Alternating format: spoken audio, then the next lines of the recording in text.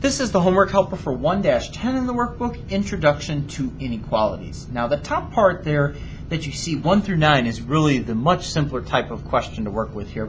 All we're doing in 1 through 9 is we're filling in the blank or comparing the inequality, as the directions say, with greater than or less than. So all you really need to do in this top part, and as you can see we're going to do question 1, you'll approach 2 through 9 in the same way, is simplify the side that has the problem on it, the mathematical problem. As you can see in question 1, the left side says 7 plus 10, which we're going to simplify. 7 plus 10 is going to be 17. So now we've got 17 and 16, which I'm going to compare with either greater than or less than, and indeed 17 is greater than the 16. Go back to the elementary school approach. The alligator is eating the bigger number when I write greater than. 17 is greater than 16. All right, what will be more of a challenge are the questions like on the bottom part here, 10 through 24, where it's asking you to solve and graph the inequality. In question number 10, they've given us x plus 4 is greater than 9, and we'll proceed from there. Now, as far as working with inequalities, it's the same things, rules in terms of the rules, as it is with solving an equation. Don't let the fact that there's an inequality sign here bother you. This is the left side of the inequality sign, this is the right side of the inequality sign, and I'm going to go from there. Okay, so if we're going from there, then what we learned in the last couple days solving equations is we want to have variables on the left. X is to the left of my inequality sign, and we want to have numbers on the right. 9 is a number to the right of the inequality sign. So the odd duck here is the 4. 4 is going to have to move.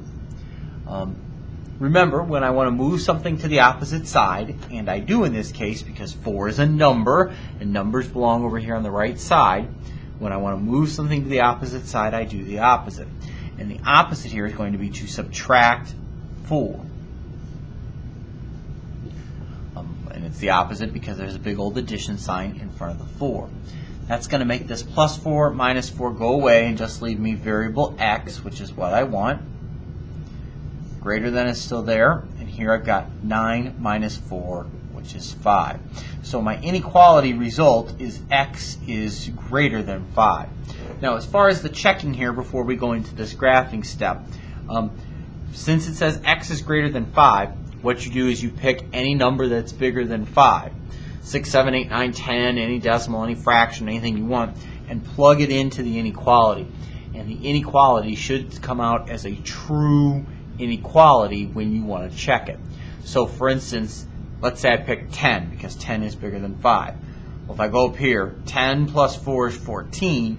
14 is bigger than 9. Since that result is true, I have a correct solution, a valid inequality here as my solution. As far as the graph goes, the graph is just a visual way of showing us this answer. So what you want to do is you can sketch a little number line if you want. I'm just going to put 0 down and the number that's in the problem 5.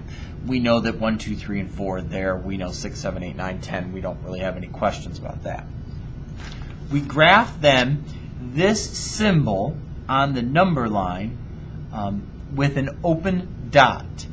And the open dot in this case would represent that this is greater than, or it could be actually less than. There are two other inequality symbols that we actually deal with in this section. Here you're seeing greater than or equal to. Here you're seeing less than or equal to. Those are actually going to graph with a closed dot, a shaded in dot, a filled in dot, whatever you want to call it.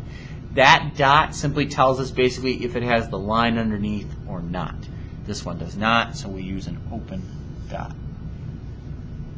And then there's a shading element. The shading element tells us where the other numbers that are solutions. And we said it was x is bigger than 5, so numbers like 6, 7, 8, 9, and 10. Well, those would be off to the right on the number line, so we would shade the number line off to the right as such to indicate that those are all answers. The trick is, as long as you have the variable on the left, which you always will because that's the way you've been taught to approach these questions, whichever way this sign points will match the shading. So since this pointed to the right, we shaded from the dot to the right. Notice the dot is always on the number in question, not 0. If the dot was always on 0, the graphs would be pretty bland because they would basically always be the same thing. The only way you would have a dot on 0 is if the inequality came out something like x is greater than 0 or x is less than 0.